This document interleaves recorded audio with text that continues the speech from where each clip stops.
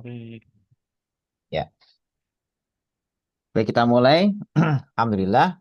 Jadi kita akan membahas tentang habit. Ya, namanya habit itu adalah perilaku yang dilakukan berulang-ulang, ya, sehingga menjadi kebiasaan dan orang tidak perlu effort, orang tidak perlu yang namanya usaha karena sudah menjadi kebiasaan. Seperti kita mandi, itu ketika sudah jadi habit, maka tidak mandi itu malah rasanya nggak enak. Ya, nah ini habit. Gosok gigi misalnya, pagi-pagi kita bangun tidur belum gosok gigi itu walaupun mungkin lapar makan, mulut mesti nggak enak. Ya, sebelum bangun tidur itu gosok gigi karena sudah menjadi habit atau kebiasaan. Dan habit orang tuh macam-macam. Makanya ada habit-habit yang bagus, yang menyebabkan kita jadi lebih sehat, tapi ada juga orang yang secara tidak sadar mengembangkan habit, ya, yang kalau tidak melakukan itu merasa tidak lengkap hidupnya. Tapi habit ini yang justru menjerumuskan dia dalam kondisi dekat dengan sakit. Ya, ini makanya kita sebut sebagai habit, ya. Nah, eh, sesuatu hal ketika sudah jadi habit itu meninggalkannya susah. Atau memulai sesuatu agar menjadi habit itu pun juga perlu waktu. Jadi Bapak Ibu kalau baru mengerjakan sekali, ya, itu belum habit. Ya, dua kali belum. Ya. Habit itu adalah upaya berulang, berulang, berulang terus menerus. Bisa memakan waktu ya bulanan, bahkan bisa tahunan. Agar ketika kita tidak melakukan itu kita merasa ada yang kurang. Ya, jadi itu habit itu seperti itu. Contoh misalnya kalau seseorang ya buang air kecil, ya biasanya maaf-maaf istinja atau cebok, ya terus sentor, ya itu kalau jadi habit, sesuatu yang sudah jadi habit, maka nggak akan bisa, ya, itu buang air terus tiba-tiba di toilet nggak ada air, baru mau masuk walaupun sekebelet apapun masuk nggak ada air karena memang biasa yang namanya buang air kecil itu selalu istinja atau cebok gitu ya. Itu begitu nggak ada air mesti nggak jadi. Ya, walaupun sudah kebelet banget gitu. Nah, itu habit. Ya, atau habit orang misalnya buang air kecil itu di ruang tertutup. Itu sekebelet apapun misalnya tiba-tiba di tengah jalan kebelet gitu ya. Ya tetap harus nyari ruang tertutup. Ya, jadi nggak bisa misalnya tiba-tiba tinggal berdiri gitu ya, terus ya kayak orang kadang-kadang habitnya sudah memang jelek ya, tiba-tiba buang air kecil, turun dari mobil langsung ngocor aja gitu ya, berdiri dilihat orang banyak ya nyantai aja. Itu nggak bisa kalau yang sudah habitnya biasa di ruang tertutup nggak bisa. Tapi kalau yang habitnya memang ya asal buang air kecil, ya sembarangan dan sebagainya, itu nggak masalah mau dilihat mau nggak dilihat itu nggak masalah gitu ya. Sehingga itu semua ya namanya habit itu entah baik entah buruk ya itu bisa dibangun. Makanya di sini coba nanti diintrospeksi ke diri masing-masing. Habit yang biasa dikerjakan ini apakah habit-habit yang menyehatkan atau habit yang menyebabkan sakit. Nah, makanya di pengantar ini saya akan menyampaikan ya hampir semua sepakat. Ya, kalau diajari cara hidup sehat itu pasti berat. Kenapa? Karena cara hidup sehat itu belum jadi habit. Ya, makanya kita akan membahas ini habit-habit apa yang siapa tahu ini rajin kita kerjakan dan kita merasa bahwasanya ketika melakukan ini nggak masalah. Hanya ketika sudah sakit terus bertanya-tanya kenapa saya sakit ya? Kenapa tiba-tiba ada yang meninggal mendadak ya? Kenapa tiba-tiba ada yang ini dan sebagainya itu seperti bertanya-tanya. Padahal sebenarnya semuanya itu dibangun dari habit. Ya. Maka saat ini kita akan ajarkan cara hidup yang manjur agar sakit dan tetap sakit. Gitu ya. Maksud saya apa namanya setelah tahu oh ini ternyata bikin sakit toh gitu kan. Ya itu silahkan nanti mau dipilih yang mana. Mau tetap melanjutkan cara hidup yang bikin sakit itu atau mau berubah. Karena habit itu memang untuk merubahnya susah sekali. Sehingga kalau mau sakit, ikuti tips-tipsnya, apa yang nanti kita akan ajarkan, ya yakin nanti, entah cepat, entah lambat, sakit akan segera menjangkit, gitu kan. Ini tipsnya. Nah, mudah-mudahan tidak ada yang ngikutin tips ini, gitu ya, sehingga nantinya bisa, kalau sudah, oh ternyata tips yang diajarkan Pak Dokter hari ini, tiap hari sudah saya kerjakan, oh ya sudah selamat, Anda selama ini sedang membangun penyakit, gitu ya. Entah saat ini sudah kena atau belum, ya nikmati saja nanti insya Allah akan datang gitu ya itu sakitnya. Tetapi kalau misalnya oh ternyata kebiasaan saya tapi kok belum sakit ya, ya sudah mau lanjutin nunggu sampai sakit ya silahkan. Mau segera berubah ya sudah kalau gitu saya bangun habit yang baik biar tidak sakit ya silahkan. Ya, kenapa? Karena orang tuh bebas memilih, ya bebas memilih tapi tidak bebas menanggung konsekuensi. Ini yang paling penting ya. Ya silakan diresapi ini. Orang bebas memilih, tetapi tidak bebas menanggung konsekuensi. Karena di dalam satu ayat, nah ini surat Al-Kahfi yang biasa dibaca tiap malam Jumat gitu ya, atau tiap hari Jumat ya. Itu di sana disebutkan waqulil haqqu mir rabbikum faman sya'afal yu'min wa man sya'afal yakfur. Jadi kebenaran itu datang dari Allah. Siapa yang ingin beriman, ini masalah iman dan kafir ya. Itu ya silahkan. Mau iman ya silahkan. Mau kafir ya silahkan. Jadi pilihan mau iman atau kafir itu bebas. Ini bahkan dalam keyakinan loh ya. Bukan dalam hal memilih habit ya.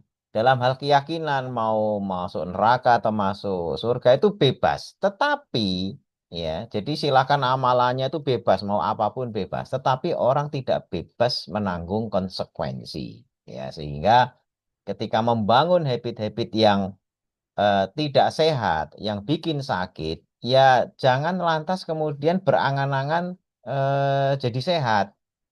Karena yang dipilih itu adalah sakit. Tuh, habit-habitnya itu habit-habit sakit, tapi terus berangan-angan nantinya jadi sehat. Itu sekali lagi khayal. Karena banyak orang begitu. Jadi ibaratnya menabur benih padi, tapi berharap nanti tumbuh pohon duren. Nah, itu juga sama berkhayalnya. Karena antara ikhtiar, ya amalannya dengan apa yang diharapkan itu ternyata jauh sekali gitu ya. Berharap apa, amalannya apa gitu ya. Itu ya makanya kalau mau sehat, tempuhlah habit-habit yang sehat. Nah, di sini saya akan ajarkan gimana habit-habit sakit itu nantinya entah yang belum sakit, ya nanti insya Allah akan sakit gitu ya. Atau yang sudah sakit akan makin tambah parah. Atau kita memilih untuk tidak mengikuti tips-tips ini agar nantinya tidak jatuh sakit. Nah, kunci nomor satu. Ya, ini kunci nomor satu ini enggak tahu nih apakah pada punya atau enggak. Ya, jadi jangan cukup tidur. Ya, ini kunci nomor satu. Jadi kunci kalau mau sakit, ini kunci nomor satu dulu. Ya, ini yang paling utama. Kenapa? Karena tidur itu paling mudah. Ya, kalau mengerjakan yang paling mudah itu saja kita tidak bisa, ya gimana dengan yang lainnya, ya? Makanya ini jangan cukup tidur. Kalau sekarang sudah di jalan nih, nah selamat datang di kunci paling hebat untuk mendatangkan sakit. Ya, saya bilang cukup tidur ya. Cukup tidur itu cukup kualitas ataupun cukup kuantitas. Karena banyak orang yang mungkin kuantitas baring apa, tapi tidurnya kualitasnya nggak bagus. Ada yang durasinya pendek, tapi kualitasnya bagus. Ya, tadi pagi kita sedikit membahas ya dalam kajian itu tentang orang-orang dahulu yang sering bangun malam untuk sholat dan lain sebagainya, atau munajat atau dzikir dan lain sebagainya. Tidurnya sedikit, tapi kok sehat-sehat. Oh itu beda. Bedanya kenapa? Dulu nggak ada jam. Jadi kalau Bapak Ibu semuanya mau niru itu, jangan ada jam di rumah. Ya, jangan sekali-sekali ada jam di rumah. Tidur itu terlepas dari yang namanya waktu. Ya, coba bayangkan di ruangan tertutup, nggak ada jam, terus gelap. Ya, ya gelap, gelap sama sekali nggak ada jam. Ya, di ruangan tertutup. Tidur sejam sama 2 jam, apa bedanya? Nggak akan ada yang tahu. Ya, karena untuk tahu 1 atau 2 jam itu kan membandingkan sebelum tidur misalnya jam berapa? Jam 10. Bangun, oh ini tadi jam 11, berarti sejam. Tapi bayangkan orang tidur, ya, nggak tahu kapan berangkat tidurnya, terus jam bangun tidurnya juga jam berapa. Itu nggak akan bisa menakar. Nah justru karena nggak bisa menakar itulah Hal yang paling jujur dilakukan oleh tubuh itu adalah apakah cukup atau tidak itu didasarkan kepada keperluan subjektif tubuhnya. Kalau ketika dia kebangun di ruangan gelap tadi yang nggak ada jam itu, oh seger banget ini gitu ya, berarti cukup itu. Walaupun ketika lihat jam, kok cuma setengah jam ya, tapi seger ya itu cukup. Gitu kan. Kita ini kadang-kadang menakar apa namanya, karena sudah ada jam. Kita tuh akhirnya apa-apa tertakar, tapi salah gitu ya. Dalam menggunakan takaran itu salah gitu ya. Makanya kalau mau niru-niru orang terdahulu, mereka nggak ada jam. Jadi kalau misalnya mau niru bener 100%, jangan ada jam di rumah kita khusus untuk waktu malam, jangan ditakar waktunya, baru nanti kualitas tidur Bapak Ibu tidak didasarkan kepada durasi, tetapi didasarkan kepada penilaian subjektif. Ketika bangun tidur, itu apakah badannya seger atau masih pengen segera tidur lagi. Kalau masih segera pengen tidur lagi, berarti kurang cukup. Ya, masalahnya adalah kita itu punya jam dan punya jadwal. Sehingga ketika bangun, ya pagi, waduh ini sudah jam setengah lima kah atau jam lima kah gitu ya. Ruangannya terang ya, kemudian ada jam gitu ya. Terus kita ingat, oh hari ini jadwalnya ini nih. Bangun tidur walaupun sebenarnya kurang seger pun, tetap kita bangun.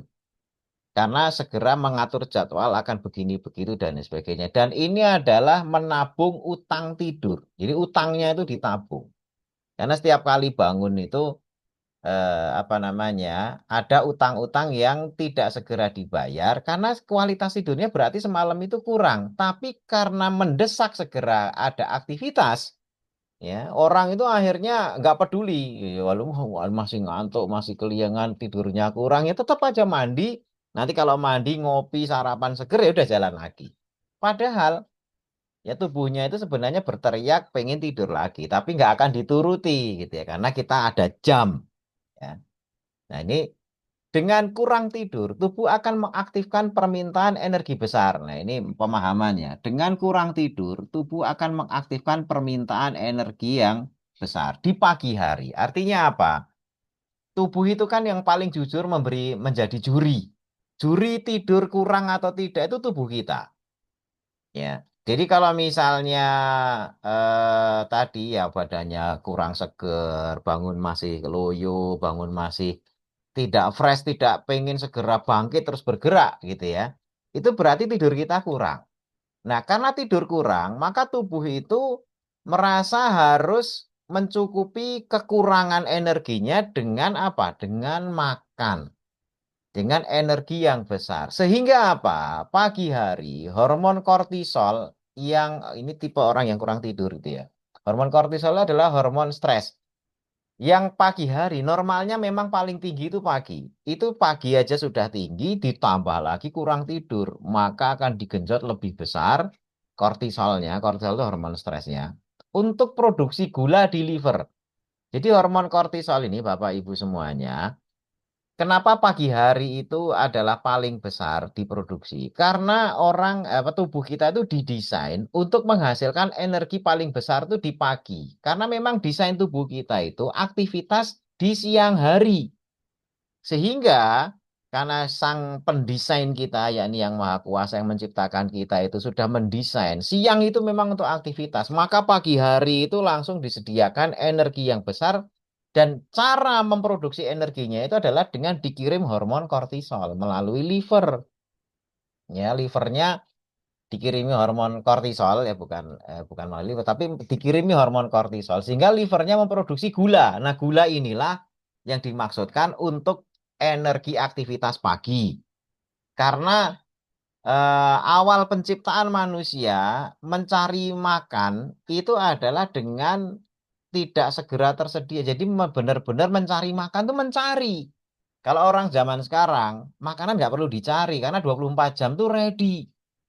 Ya, tidak ada satupun rumah kita, ya, coba semuanya jujur. Mesti kalau dicari, ada makanan di rumah. Ya, entah itu keripik, entah itu snack, entah itu apa. Apalagi yang punya lemari makan itu kadang-kadang udah nyetok buat sebulan dan sebagainya. Makanan itu nggak pernah dicari karena memang ready. Tapi Awal penciptaan manusia, kenapa didesain pagi itu adalah energinya dibuat besar dengan cara produksi sendiri melalui liver. Karena memang pagi itu orang untuk mendapatkan makanan harus mencari dulu, entah nanam, entah berburu, ya awal manusia berburu dulu. Ya berburu sehingga pagi itu tidak ada yang namanya sarapan pagi itu tidak ada. Sarapan itu selalu siang karena harus berburu dulu. Ya. Ini kan jadi kenapa perubahan ya karena tadi itu hormon kortisol itu pagi tinggi karena memang desain awal gitu ya. Ditambah kita kurang tidur, kortisolnya lebih tinggi sehingga gudang gula kita di liver kita itu ditambahi oleh produksi dari liver. Nah, gula ini akan dikirim ke seluruh tubuh makin tinggi. Itu pertama. Jadi efek dari kurang tidur kenapa jadi penyakit? Pasti pagi hari gula kita itu akan naik signifikan. Yang kedua, sudah gulanya tinggi, itu tubuh akan mengaktifkan rasa lapar. Kenapa? Karena butuh energi. Ya, tubuhnya loyo, lemes karena kurang tidur. Yang diaktifkan adalah hormon rakus yang namanya grelin. Ya, hormon nafsu makan. Ya, jadi tubuh mengaktifkan grelin sehingga nafsu makannya tinggi. Sudah gulanya tinggi hasil produksi liver ditambah laparnya juga hebat. Jadi, gula tinggi itu tidak identik dengan kenyang. Padahal sebenarnya awalnya dia ketika kita kenyang itu kalau gulanya sudah mulai cukup naik itu kenyang. Tapi ternyata orang yang kurang tidur sudah gulanya tinggi karena produksi di liver naik, ya produksi gula di liver naik, ditambah rasa rakus hebat. Makanya semua sarapan di pagi hari, suku apapun di seluruh dunia ini gitu ya, itu selalu melibatkan yang namanya gula. Karena gula ini akan bisa menekan stres ya akibat dari kortisol. Ya ini stres-stres yang sifatnya psikis. Ya kurang tidur, stres, psikis, kortisol naik itu lumayan hebat. Itu reda ketika kopi manis dihidangkan, ya bubur ayam dihidangkan, gorengan bertepung dihidangkan. Dan itu paling susah menjalani puasa gara-gara tidurnya kurang. Sudah sering lihat tuh reels, video pendek dan lain sebagainya tentang pagi hari bagusnya jangan mengkonsumsi banyak gula apa dan lain sebagainya. Bagus protein dan bahkan ada yang menganjurkan puasan. Itu nggak akan bisa. Ya selama kunci tidurnya, kurang tidurnya ini dipegang, ya puasa itu berat. Ramadan aja itu dianggap sebagai bulan paling menyiksa. Kenapa? Karena Ramadan itu bulan paling kurang tidur. Di pagi hari itu siksaan berat luar biasa gitu di mana-mana gitu. Kecuali bagi orang-orang yang paham tentang metabolisme. Sahur itu tidak akan mungkin makan banyak kalau orang paham metabolisme. Sahur itu cukup air putih ya karena mencari berkahnya saja gitu dan itu nanti energinya luar biasa nggak ada ngantuk-ngantuknya gitu kan karena memang tubuh tidak memanggil energi besar dan tubuh tidak memanggil hormon grelin ya yang memicu nafsu makan. Nah, efeknya ya tadi di sini saya tuliskan efeknya pagi itu akan berada dalam status rakus level 100. Nah, ini bikinan saya sendiri gitu. Kalau lapar itu ada 100 level, itu level 100 itu level paling tinggi. Sehingga ya jangan harap bisa atur makan saat pagi apalagi puasa. Nah, jangka menengah kalau ini terus-terusan kunci kurang tidur ini ya akan masuk klub obesitas dan hipertensi. Welcome to the club gitu ya. Klub obesitas dan hipertensi. Silahkan. Jadi kalau dok saya kok kurus nggak ini udahlah begadangan saja gitu kan. Terus apa namanya pagi itu mesti rakus gitu kan. Kalau dituruti gitu kan asalkan tidak sedang jalani tirakat ya. Ada banyak orang-orang yang sengaja malam begadang tirakat ya paginya nggak makan. Ketika jadi habit ya dia lawan rasa lapar ya jadi habit akhirnya memang makan jadi nggak bisa ya jadi memang terbiasa banget tapi tidur siangnya mesti banyak ya tidur siangnya itu pagi itu mesti susah dibangunin gitu ya karena malam begadang gitu kan itu merubah habit tapi apakah sehat enggak ya mesti ada yang dibayar dari kurang tidur itu ketika dia apa namanya bisa ngerem makan dan sebagainya itu mesti agingnya luar biasa cepat. aging luar biasa cepat itu ditandai dengan apa namanya, kulit keriputnya lebih apa lebih cepet gitu kan, wajah tuanya juga akan lebih cepet gitu kan. Kemudian banyak yang namanya aging itu akan ini. Nah, jadi kalau yang ini yang saya sampaikan ini adalah yang nuruti habit makan paginya hebat, kurang tidurnya juga hebat, tidak efek jangka menengah klub obesitas sama hipertensi. Jangka panjang klub diabetes dan stroke. Itu cuma sekedar menunggu waktu. Ya, makanya kunci nomor satu ini kalau mau diterus-teruskan ya silahkan masing-masing punya pilihan, tapi mekanisme kenapa jadi sakit sudah saya jelaskan. Berikutnya, kunci nomor dua, jangan pernah berhenti makan. Ya, ini kunci nomor dua. Dan ini semua ajaran agama apapun juga mengajarkan makan itu harusnya kan dikontrol. Tapi kalau mau sakit, kunci nomor dua, jangan pernah berhenti makan. Di medis sendiri, ya medis, definisi tidak makan atau puasa. Ini medis ya, bukan agama ya. Definisi tidak makan atau puasa dalam medis itu setidaknya dalam jangka waktu 12 jam tidak ada nutrisi masuk. Makanya Bapak Ibu kalau mau cek gula darah puasa, yang dimaksud dengan gula darah puasa itu setidaknya 12 jam nggak makan atau paling cepat 10 jam. Ya, itu statusnya orang dianggap sebagai puasa atau tidak makan. Nah, kita ini kan tidak pernah masuk fase status itu, kecuali kalau mau cek gula itu mesti atau cek kolesterol atau apa nama trigliserid di sama labnya. Bu, puasa ya, besok dicek lab. Wah, itu berapa jam, Dok? Ya, 12 jam paling enggak, mulai jam 10 malam nggak makan atau jam 9 malam nggak makan, nanti pagi jangan sarapan, minum air putih, datang ke lab gitu kan. Kan gitu 12 jam. Itulah yang namanya nanti kalau cek gula darah puasa. Jadi yang namanya puasa itu memang 12 jam tidak kemasukan makan. Ya, kalau paling cepat 10 jam. Nah, kita ini baru sejam 2 jam udah ngintir-intir perutnya. Tuh, aduh, ini apa deh? Pengennya makan. Ya, habis sarapan saja pagi gitu ya. Itu jam 7 sarapan. Itu jam 8 jam 9 udah ngejar lagi. Ya, kunci jangan pernah berhenti makan itu ya dipegang. Makan terus, lagi makan lagi, makan lagi. Kenapa? Ya, karena energi kita masih menggunakan energi sumber dari gula. Ya, dari glukos. Ya, glukos itu ibarat spiritus.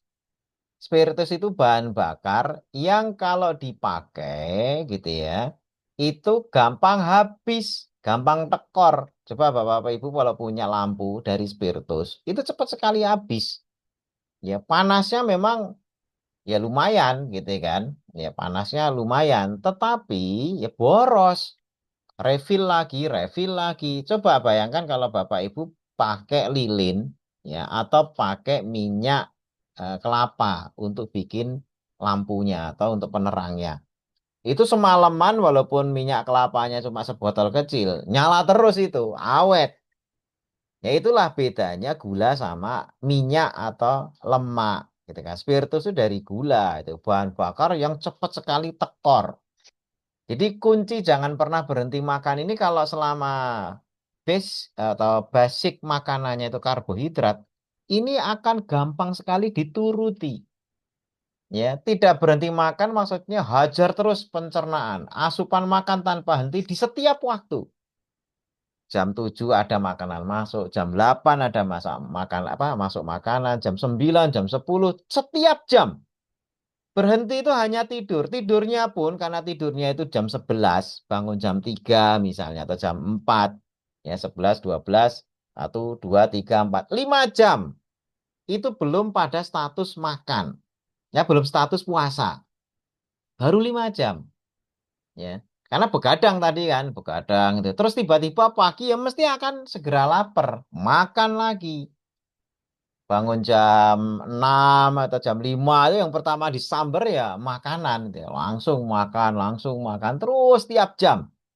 Ya cuma berhenti ketika pas tidur malam saja gitu kan. Puasanya itu hanya 4 sampai 5 jam gitu. Dan itu belum masuk status puasa. Nah, jika masuk makanan sejam saja langsung masuk rekor pribadi. Coba ini ya, coba dicatat sendiri nanti gitu ya, jam 9 gitu nggak makan, jam 10 nggak makan, baru jam 11 makan. Wah, itu rekor gitu ya. Karena bahkan sejam tidak kemasukan makanan udah keliengan. Wah, ini itu memang disandra oleh makanan kita gitu ya. Bahan bakar spiritus itu memang begitu itu. Nah, upaya ini makin mudah jika didukung kurang tidur tadi ya, karena rasa rakus yang dibutuhkan akan tersedia. Ya, rasa rakus untuk banyak makan itu tersedia. Kenapa? Malamnya memang kurang tidur. Permintaan energinya besar sehingga akhirnya makan. Permintaannya saja, kebutuhan belum tentu. Ya. Nah, akan lebih didukung lingkungan yang segala makanan ready 24 jam. Ya, sehingga teori-teori dulu orang jangan bandingin dulu. Dulu itu orang kalau mau makan tuh bercocok tanamnya ya macul bener ya. Bajak sawah bener dan lain sebagainya. Masih ada energi yang ketika habis makan itu dipakai. Sekarang ini enggak. Ya, makanya kunci nomor 2 ini jangan pernah berhenti makan untuk environment atau lingkungan zaman sekarang. Ya, yang habis makan tuh energi nggak diapa-apain. Makanya jangan kaget kalau energinya itu nanti berubah jadi sesuatu yang ditumpuk. Ditumpuk menjadi apa? Ya macam-macam trigliserid, kolesterol, gula darah, dan lain-lain. Dan ujung-ujungnya adalah sebenarnya nabung penyakit. Tinggal meletusnya kapan. Ya tinggal ditunggu saja. Gitu ya. Jadi ini kunci nomor 2. Tidak ada jeda makan. Ini welcome nanti apa namanya. Kalau tidak ada seperti. Makanya agama tuh ngajarkan puasa Senin Kemis, puasa 3 hari dalam sebulan, ada puasa sunnah, ada puasa wajib, Ramadan dan sebagainya. Itu hal-hal yang sebenarnya dimanfaatkan sebaik-baiknya. Tetapi sekali lagi, bagi orang yang sudah tersandera dengan hormon-hormon yang setiap hari ngelipet ya, kurang tidur dan lain sebagainya tadi itu beratnya luar biasa. Yaitu puasa itu bencana besar. Ya, makanya tadi kalau kunci mau sakit jangan pernah berhenti makan. Yang ketiga, jangan pernah gerak atau olahraga. Nah, ini kunci ketiga. Olahraga itu kan nggak nyaman, nggak enak. Ya, kalau mau sakit jangan pernah gerak. Anggap saja olahraga itu aktivitas paling tolol. Jadi sudah ada Gen Z yang ngomong kayak gini. Ya, jadi ada apa itu wah, apa gym apa apa itu ya, olahraga apa aktivitas paling tolol sedunia katanya gitu ya. Ya, jadi akhirnya kemudian dibantai dan sebagainya. Tapi memang ya rata-rata orang entah itu secara verbal diomongkan ataupun cuma batin atau apa, kita itu tidak suka yang namanya gerak. Ya, yang namanya gerak. Makanya kalau mau sakit jangan pernah gerak. Makan sebanyak-banyaknya, kurang tidur, jangan pernah gerak. Itu 3 formula ini saja itu belum sampai yang lainnya ya. Itu sudah cukup untuk mendatangkan macam-macam ya kanker, stroke dan lain sebagainya itu ngantri itu ya. Ya, jadi anggap saja olahraga itu aktivitas paling tolol. Paling enak itu pagi-pagi ya tidur karena malamnya itu kurang tidur. Ya, dan itu enggak usah diminta, tubuh mesti akan minta sendiri gitu ya. Ini pagi mesti ngantuk atau apa ya, kecuali kalau apa namanya ya, yang cuma jadi karyawan kecil ya, yang harus datang karena takut dimarahi bos, wah itu udah tetap berangkat gitu ya. Tapi kompensasinya gila-gilaan. Dia harus makannya harus ini gitu kan. Kalau kita bilang tuh mukbang gitu ya. Mukbang itu bahasa Korea itu yang makan besar gitu ya. Mumpung semua lingkungan internal eksternal mendukung ya, pagi itu mukbang makan banyak gitu ya. Segera ketemu bos di kantor. Nah, nanti kalau tapi kalau yang paling celaka itu adalah ketika ekonominya bagus. Ya kalau tadi kan karyawan dia langsung bangun kerja aktivitas walaupun juga sedang nabung penyakit gitu ya. Yang paling celaka lebih cepat itu malah justru mereka yang nggak ada beban, sudah mungkin maaf-maaf pensiunan, nggak ada tekanan ya, malam cuma nonton bola gitu ya, begadang, pagi tidur, apa itu nabung penyakitnya lebih kencang gitu ya. Makan mulu nggak pernah gerak dan sebagainya. Oh, itu tabungannya luar biasa. Ya, kalaupun masih hidup, kualitasnya mesti jelek sekali. Ini kuncinya ini, biar kualitas hidup jelek tuh ya ini, jangan pernah olahraga, tidur apa kurang ya begadangan, terus makan terus. Itu insya Allah nggak usah disuruh, nggak usah ini, nggak usah jangka lama, kualitas hidup akan menurun. Kalaupun olahraga, nah ini kalau sudah mulai sadar nih, ini sudah sadar, artinya oh ini bukan aktivitas paling total, saya mau jalani. Kalaupun olahraga, sedikit gerak, terus istirahat, makan 3-5 porsi, wah ini dahsyat itu. Ini kunci sakit juga itu ya. Olahraganya nggak seberapa. Wah, banyak kan yang bikin klub-klub bikers gitu ya kan. Naik sepeda kemana? Naik sepedanya juga nggak seberapa. Mampir makannya itu bisa sampai, waduh itu semua diborong soto, yuk nyoto, yuk, sana duren. Udah pulang itu bukannya tambah apa namanya ya, ya geraknya ada, tapi energi yang dipakai sama energi yang dimasukin itu kebanyakan energi yang dimasukin. Tetap aja, oh, saya rajin olahraga kok tetap gemuk ya. Lah, ya olahraganya seberapa, makannya seberapa. Olahraga sedikit gerak aja kok 3-5 porsi masuk gitu ya. Atau kalaupun sempat, ya, kalaupun sempat, ya, di sini lakukan di waktu yang nggak sesuai irama sirkadian. Jadi olahraga itu lakukan di waktu malam dan ini merebak kemana-mana. Orang main futsal, badminton dan sebagainya itu malam. Saya pun pernah ngalami itu. Ya, saya pun pernah ngalami itu karena emang nggak pernah olahraga, akhirnya malam olahraga. Nah, ini dijamin lebih dekat dengan sakit yang memang dicari. Ya, jadi siang kerja kantor apa, malam biasanya hari Jumat nih, hari Jumat pulang sore langsung mampir tempat futsal ya karena besok libur weekend atau malam minggu. Berapa banyak yang sudah pengen hidup sehat dan kelakuannya seperti itu? Itu sedang sebenarnya sedang nabung sakit. Karena malam itu lebih cocok untuk istirahat. Aktivitas tuh siang. Kenapa? Karena malam itu ada hormon yang namanya melatonin yang secara alami harusnya diproduksi segera setelah matahari terbenam. Melatonin itu manfaatnya banyak. Silahkan nanti ya dicek di Google. Manfaat melatonin. Itu ada kapsulnya dijual aja harganya mahal sekali. Padahal tubuh itu produksi. Itu juga bisa untuk anti kanker, bisa untuk ini dan sebagainya gitu ya. Nah, tapi dengan olahraga malam, begadang dan lain sebagainya tadi itu melatonin ditekan produksinya. Ya tidurnya, kalaupun bisa tidur, bukan efek melatonin tapi karena kelelahan yang hebat. Dan besoknya lagi apa namanya dengan pola yang seperti itu pagi-pagi bangun rakusnya muncul lagi dan sebagainya. Dan itu jadi ngiket gitu ya. Karena ini habit ya. Kalau nggak gitu jadi nggak lengkap hidupnya karena sudah jadi habit. Makanya sekali lagi kayak tadi itu di awal saya jelaskan tentang habit. Orang kalau biasa kencing di tempat tertutup, di tempat terbuka ya susah.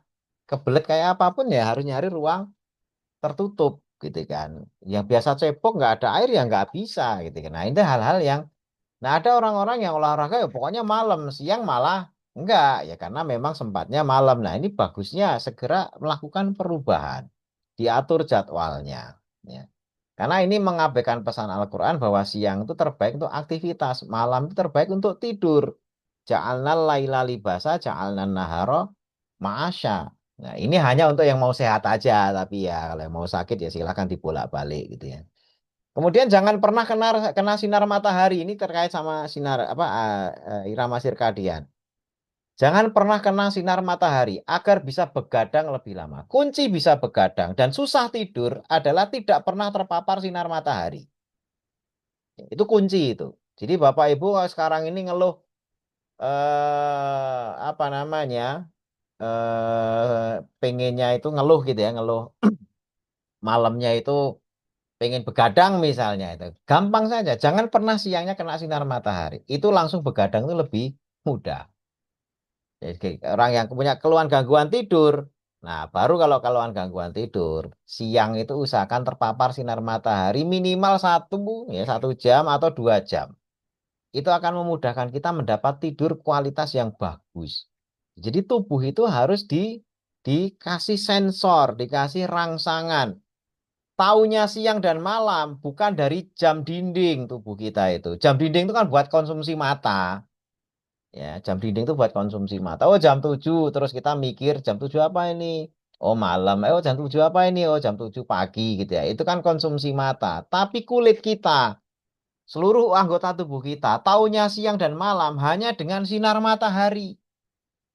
Ya, orang yang ngamar terus keluar hanya buang sampah gitu kan. Begitu keluar malah pakai payung, nggak pernah kena sinar matahari. Kulitnya dijauhkan dari sinar matahari.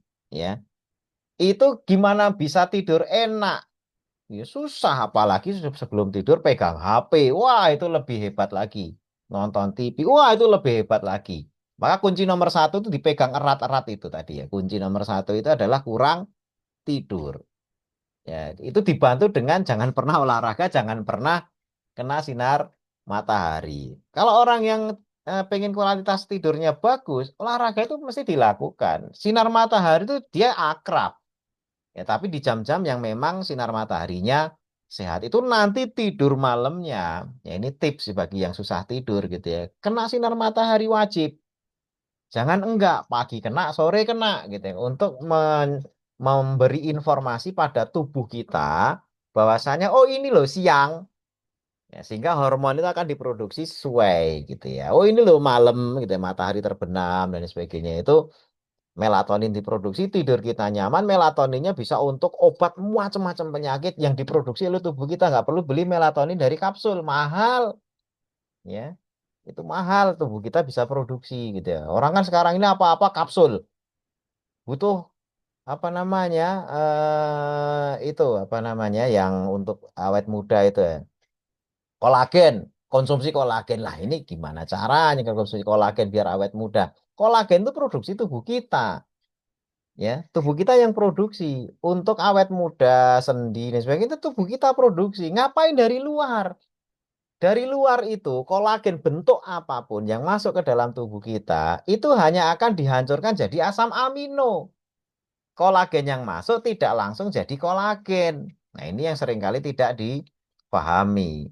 Gitu ya. Ini yang apa namanya akhirnya apa-apa semuanya pil, apa-apa suplemen, apa-apa dimasukin gitu ya. Padahal sebenarnya semuanya bisa diproduksi oleh tubuh kita.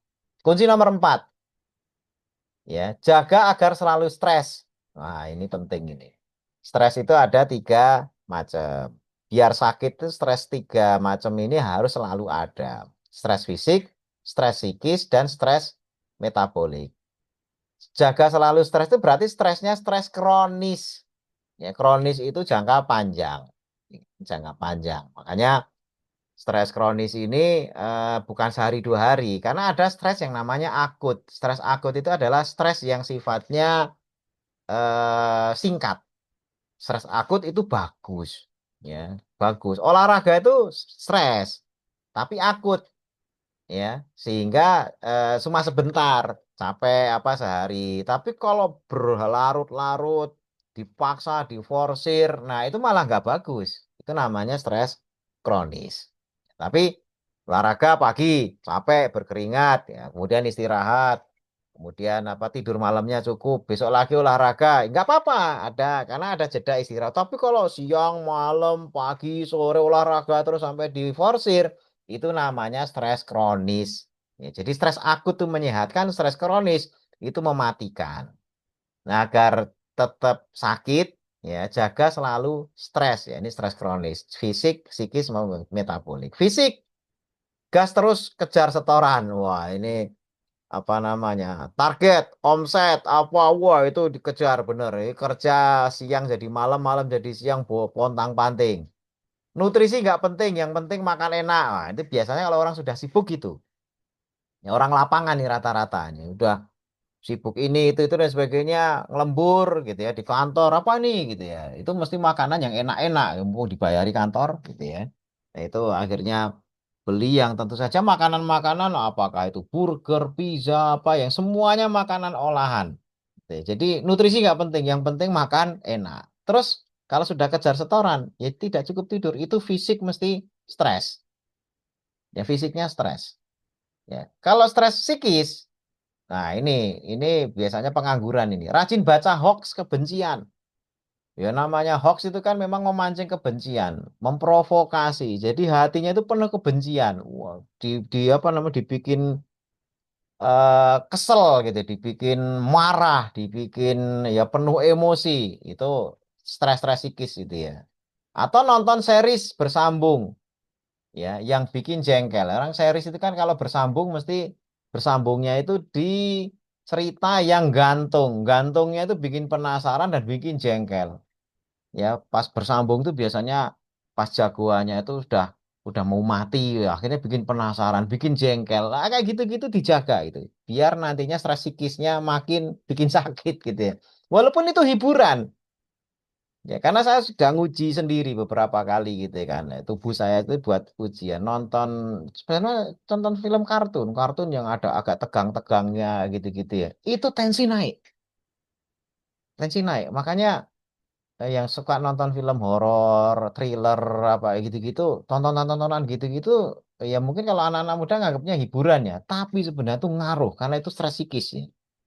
Jadi kalau itu rutin gitu ya, baca sudah yang dibaca hoax gitu ya, nonton series yang bikin jengkel, khawatir, takut, ya horor apa sadis dan sebagainya. Terus main medsos lama-lama.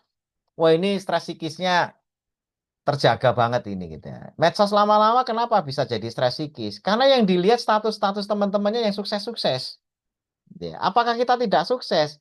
Sebenarnya diri kita itu tanpa lihat orang lain, kalau kita hanya menyadari diri kita, sebenarnya tidak ada masalah dengan hidup kita. Ya, tidak kelaparan kan hari ini gitu ya.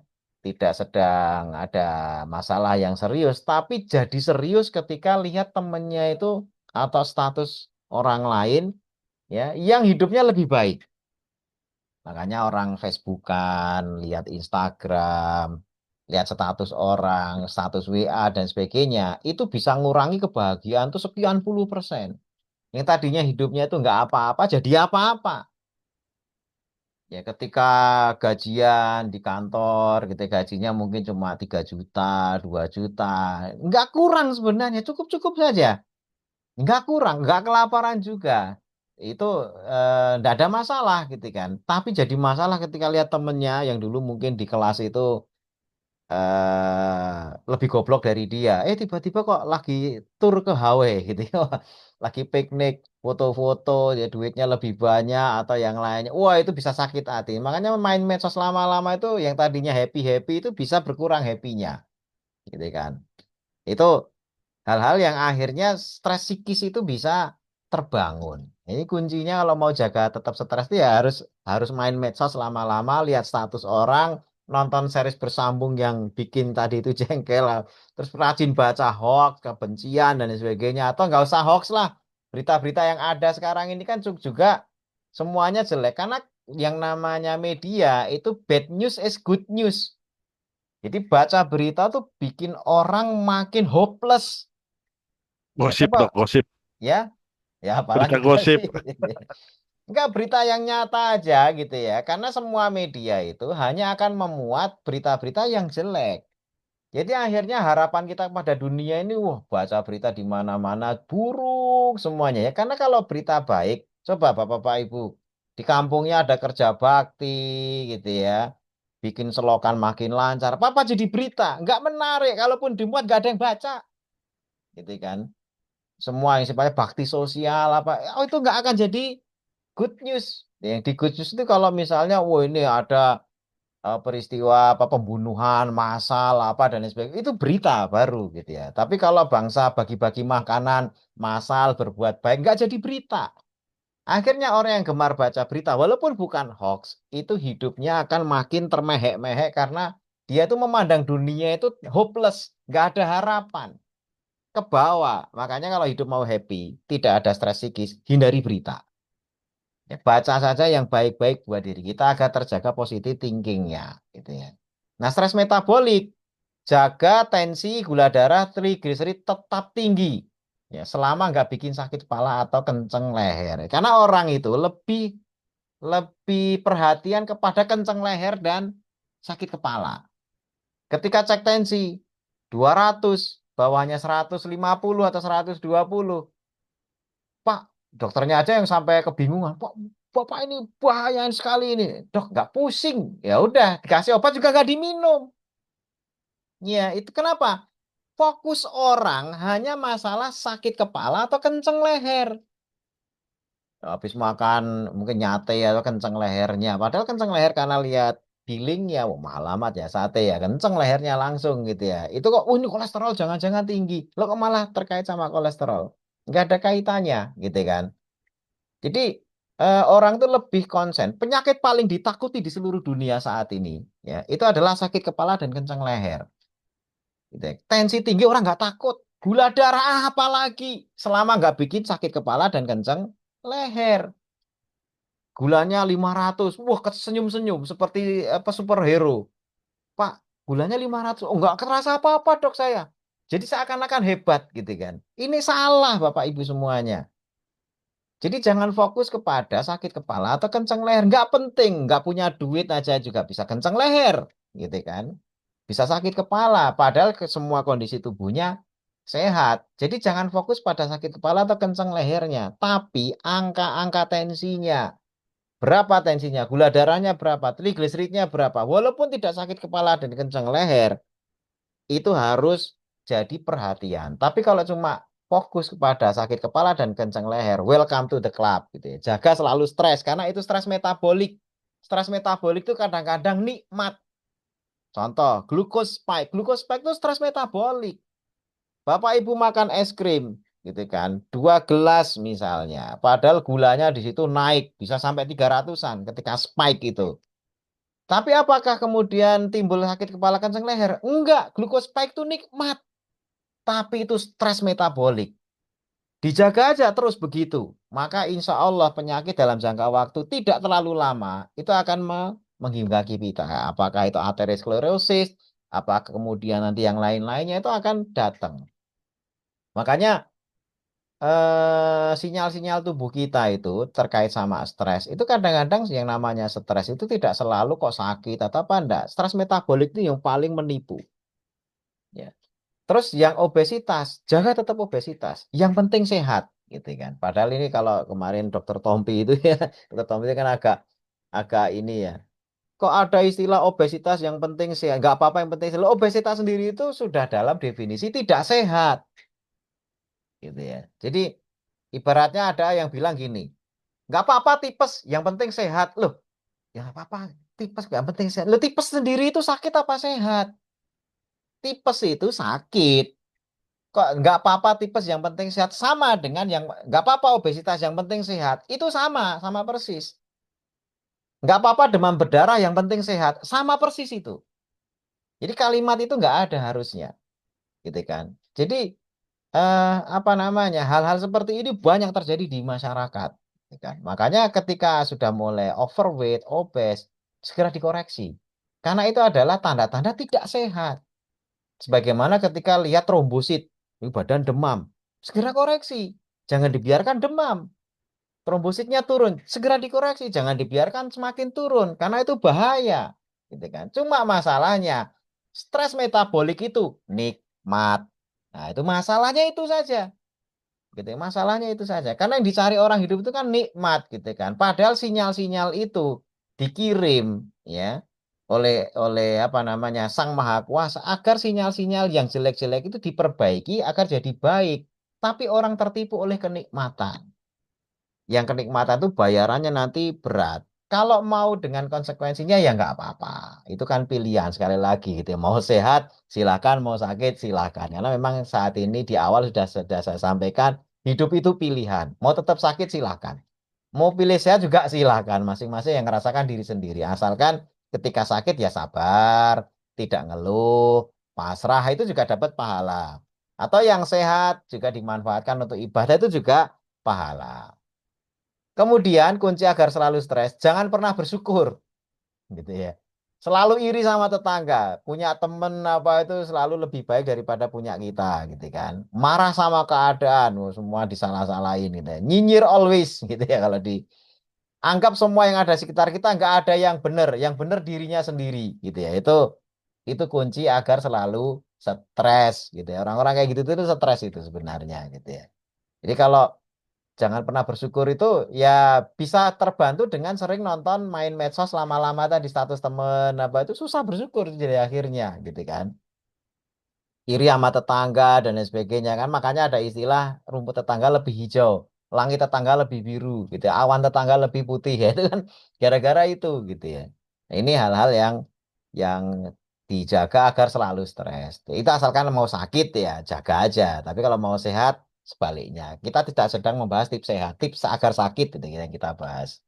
Yang kelima, ya kunci nomor 5, makan seenaknya. Kalau tadi makan nggak berhenti. Kalau ini mungkin sudah puasa, sudah ada ini. Tapi makan seenaknya. Ya, seenaknya itu apa ya? Yang dicari enak. Padahal makan enak, ya makan enak. Itu kan habit. Enak lidah orang Eropa dengan enak lidah orang Indonesia itu beda. Coba aja sekarang yang senang makanan Eropa, datang ke Eropa sendiri langsung, bukan yang di dalam negeri loh ya. Kalau di dalam negeri itu kan sudah disesuaikan dengan lidah-lidah kita. Pizzanya, burgernya, apa udah lidah kita. Datang langsung ke Eropa sana. Yang makanannya apa namanya asli sana. Itu banyak orang yang nyoba ke sana sok-sokan apa masuk restoran Eropa muntah gitu ya. Apalagi kalau kita nyari restoran mau makan apa ini begitu masuk wah kecewa saya kenapa? Nggak ada nasinya. Nah itu orang kita. Gitu kan dicari. Yuk kita main ke pizza biar hebat apa itu. Ada nggak mau teman saya itu ada nggak mau sama sekali ngindari bangsa pizza, burger. Kenapa? Kuncinya satu, nggak ada nasinya gitu ya. Itu tradisional banget gitu ya. Makanya ini habit. Nah, habit secara umum makan seenaknya itu adalah high fat, high carbs. Itu rumus enak ya. Tinggi karbohidrat dan tinggi lemak. Itu rumus apa namanya? Rumus makan enak itu. Ya. Jadi hampir semua makanan kekinian ya itu menggabungkan formulasi karbo tinggi dan lemak tinggi agar cepat laku. Apapun itu Bapak Ibu sebut makanan sekarang yang apapun wujudnya itu selalu menggabungkan formulasi ini gitu ya. Tidak ada yang enggak. Nah, karena memang ini formulasi paling manjur gitu kan. Sebentar. Nah, ya. Jadi minuman kekinian sama gulanya tinggi, santannya tinggi atau krimernya tinggi. Ya, santannya tinggi atau krimernya tinggi. Makan makanan Padang, ya, itu santannya tinggi, lemaknya tinggi, daging apa, kemudian minyak tinggi, ditambah nasi, gulanya tinggi. Coba kalau makan cuma nasinya toh, nggak enak. Atau lauknya toh, nggak enak juga.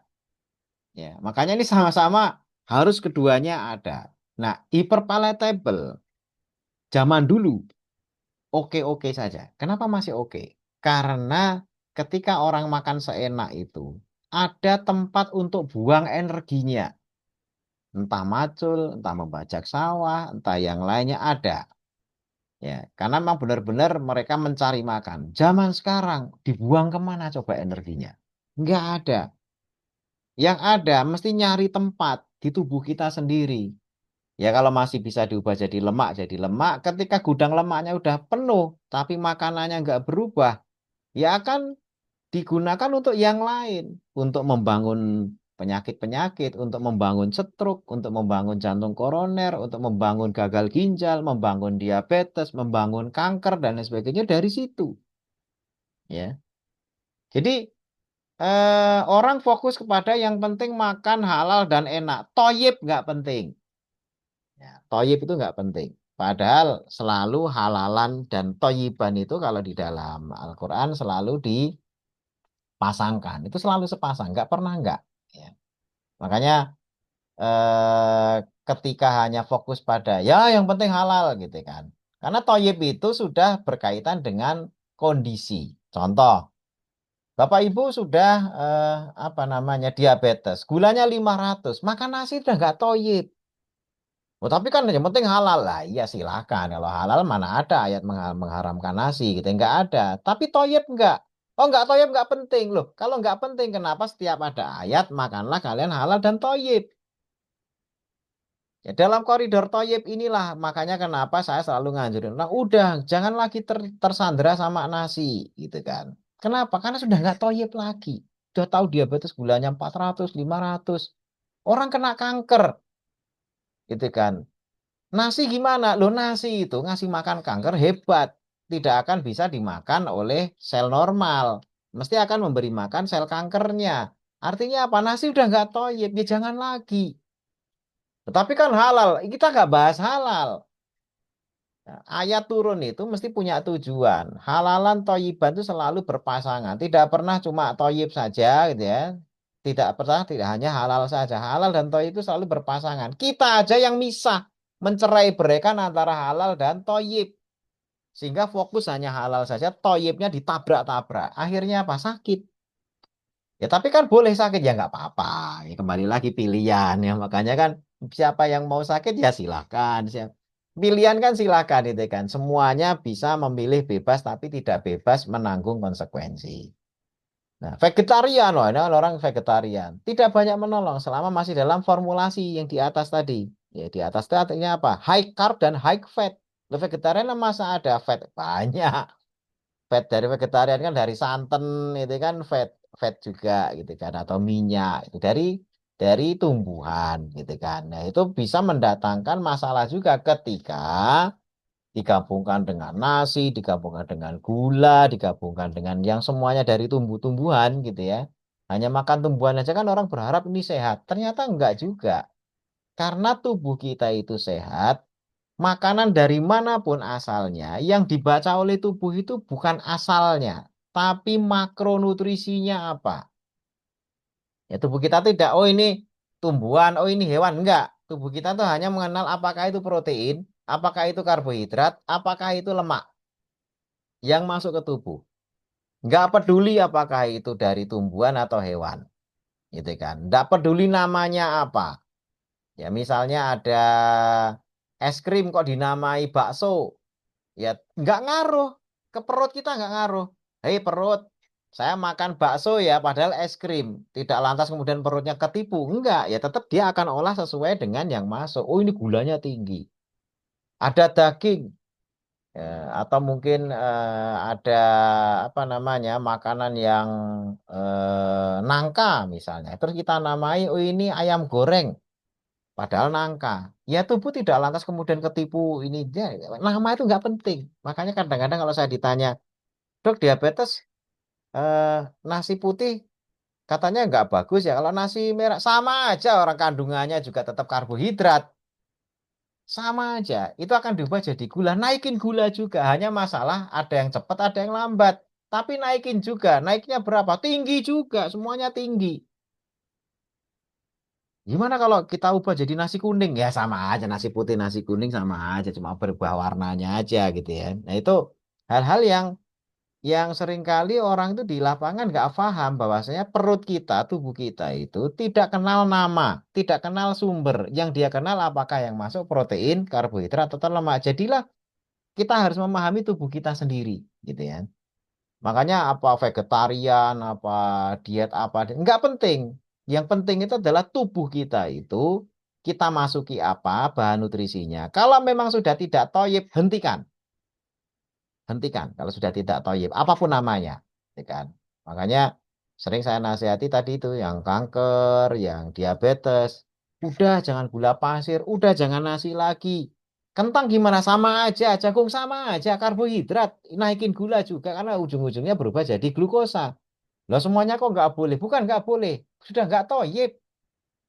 Ya silakan kalau masalah hanya fokus pada halal. Tapi begitu yang halal ini sudah tidak toyib, ya maka jadilah ghairu toyib, tidak toyib lagi gitu ya. Artinya apa? Buruk dan sedang membangun habit buruk.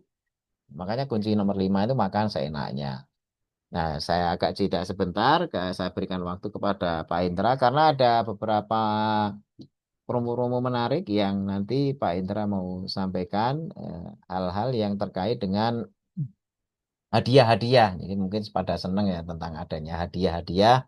Jadi tolong nanti hadiah apa yang mau disampaikan Pak Indra, di fokus nanti apa yang nanti akan disampaikan oleh Pak Indra. Silakan Pak Indra, waktu saya berikan pada Pak Indra. Ya, terima kasih dok. Nggak tahu ya, saya eh, Ya, saya lanjutkan materinya karena masih ada beberapa slide. Silahkan yang tadi mau ditanyakan, boleh ditulis. Nanti kita bahas pertanyaannya setelah materi selesai. Jadi setelah kunci nomor 5, makan seenaknya gitu ya. Nah, 5 kunci ini, ya 5 kunci ini adalah kunci-kunci yang nantinya bisa mendatangkan macam-macam penyakit. Jika menjalani 5 kunci sakit ini, maka akan terjadi yang namanya inflamasi kronis. Semua 5 kunci tadi itu akan memicu inflamasi kronis. Inflamasi itu peradangan. Kurang tidur itu jelas. Ya, kurang apa namanya olahraga sama. kemudian aktivitas yang kurang ya, kemudian juga makan berlebihan itu inflamasi. Langsung. Kita nggak perlu jauh-jauh ya, makan misalnya es krim satu aja, satu apa namanya, satu gelas gitu ya. Itu langsung terjadi shear stress di pembuluh darah kita. Shear stress ini nanti akan memicu yang namanya inflamasi. Inflamasi nanti akan memanggil sel imun. Sel imun nanti akan yang memanggil penambalan ya. Jadi apa stres di mana terjadi inflamasi itu akan ditambal ya. Sel ditambal, sel imunnya aktif, makrofag aktif, akhirnya terjadi penebalan pembuluh darah. Itu hanya dengan konsumsi gula manis yang berlebih. Makanya memang tubuh kita tuh rentan sekali. Jadi 5 kunci tadi itu langsung terjadi inflamasi kronis. Kemudian simpatetik overdrive, stres menyeluruh. Nah, gejala sindrom metabolik satu persatu nanti akan datang. Ya, sindrom metabolik itu gejalanya apa saja? Satu, lingkar perutnya mesti over. Ya, harusnya nanti ada rumusnya gitu ya. Tapi lingkar perut tuh mesti over. Artinya apa? Obes. Yang kedua, tekanan darah naik. Itu gejala sindrom metabolik. Yang ketiga, trigliserid naik. Ya, trigliserid darah. Yang ke berikutnya HDL turun. HDL itu kolesterol. Ya, yang baik gitu. Itu turun. Kemudian HbA1c naik. HbA1c itu indikator untuk gula. Ya, ini naik. Kemudian angka-angka pemeriksaan di tubuh kita, apakah tensi, HDL, dan sebagainya, baru normal kalau minum obat. Ya asam engka apa asam uratnya atau apa. Jadi sudah mulai ada minum obat untuk menjaga kondisi tetap normal. Itu berarti kita sudah mulai ada sindrom metabolik. Itu 5 kuncinya tadi itu. Nah, kemudian juga jika menjalani 5 kunci sakit ini, angka kematian mendadak itu tinggi. Ya, amati aja pas 17-an. Banyak angka meninggal habis poli, futsal, badminton, dan lain sebagainya. Kalau ditelusur ke belakang, rata-rata yang mengalami meninggal mendadak itu memiliki 5 kunci di atas. Ya, 5 kunci di atas itu mesti punya. Nah, itu hal-hal yang kita sadari atau nggak sadari terjadi di masyarakat. Dan sering kita bertanya-tanya, padahal jawabannya ada pada diri kita sendiri, gitu ya. Dengan 5 kunci tadi itu. Nah, kesimpulannya, cara untuk sakit itu sebenarnya sama sulitnya dengan cara menempuh sehat. Ya, begadang tuh nggak mudah. Bagi orang yang habit tidurnya sudah bagus. Coba aja ajak begadang nonton bola sampai malam apa. Banyak orang yang nggak mampu. Tapi kalau orang yang memang habitnya jelek, ya itu begadang malah ayo aja atau dari sejak sore udah nyiapin gitu ya. Tapi kalau orang yang memang nggak suka begadang itu berat sekali, melek itu berat sekali. Jam 10 melek aja udah berat, udah mau tidur. Ada yang jam segini aja udah mulai berat gitu kan. Nah itu berarti habitnya udah bagus itu. Makanya cara sakit itu sama sulitnya dengan untuk cara menempuh sehat. Olahraga bagi orang yang sudah rutin olahraga, meninggalkan olahraga itu sesuatu lubang yang nggak bisa ditambal kecuali ya dia harus olahraga hari itu. Kalau nggak lemes, kalau nggak, waduh ini badan tuh kayak ada rasa yang kurang dan lain sebagainya. Ya sama halnya dengan beratnya orang yang baru mau memulai olahraga. Ya padahal sebenarnya itu bisa dimulai gitu ya. Dan itu paling mudah jangan memulai olahraganya dulu. Ya, jangan langsung memulai dari olahraganya dulu. Sekali lagi, kunci kesembuhan agar kita itu bagus semuanya, dikunci nomor satu dulu. Masih ingat kunci nomor satu apa? Tidurnya.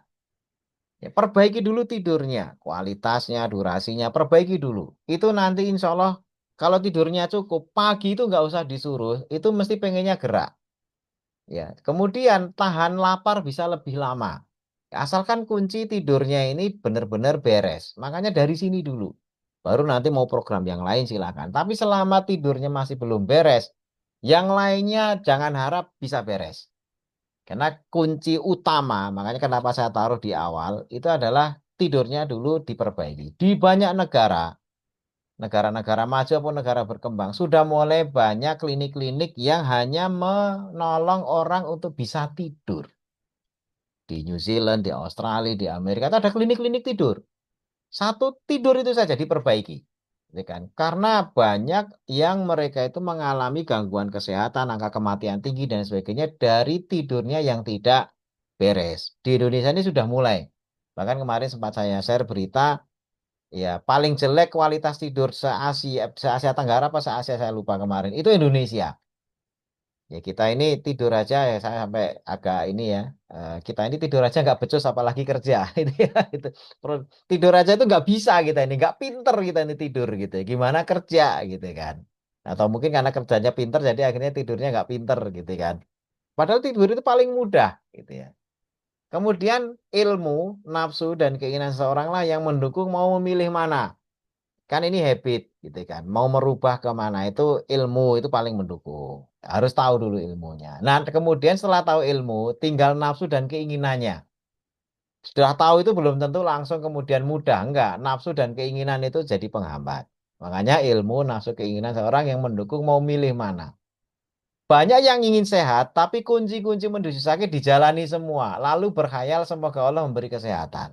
Ya sama sebenarnya dengan apa yang pernah dulu dibahas dalam kajian gitu ya. Kita ini dikasih Allah kunci surga. Allah nggak pernah ngasih kunci neraka. Ya. Tetapi kok bisa masuk neraka? Ya karena kita dikasih kunci surga cuma ya tahu kuncinya itu tapi menjalani amalan-amalan ahli neraka. Sama kita tahu tentang yang sehat dan lain sebagainya. Ya, tapi kunci sakitnya yang dipegang yang dijalani semua ya. Terus berharap mudah-mudahan sehat. Ya itu mimpi saja gitu ya. Harus ada ikhtiar. Sebagiannya tersandera karena tahu jalan ilmunya, namun tidak siap meninggalkan kunci-kunci sakit yang memang nikmat. Kunci sakit itu luar biasa nikmat, apalagi sudah jadi habit. Makanya perlu dukungan, perlu bimbingan. Selama ini ya saya pribadi selalu membimbing semuanya untuk bisa sehat. Yang saya amati dari membimbing banyak orang, yang saya amati gitu ya. Karena metode ini tidak pernah salah. Ya, metode ini selalu kita dasarkan pada sains, pada penelitian, jurnal dan sebagainya. Yang bikin gagal seseorang mencapai kesehatan yang diharapkan itu adalah karena dia melanggar sendiri protokol-protokol aturan yang memang sudah kita tetapkan, gitu kan. Kalau dari yang menjalani protokol dengan baik, bahkan kanker stadium 4 pun alhamdulillah bisa bersih, bisa sehat kembali sempurna. Tidak ada penyakit yang tidak bisa diobati. Ya, termasuk kayak autoimun, orang terkena lupus, orang terkena macam autoimun itu banyak sekali, rheumatoid arthritis dan lain sebagainya.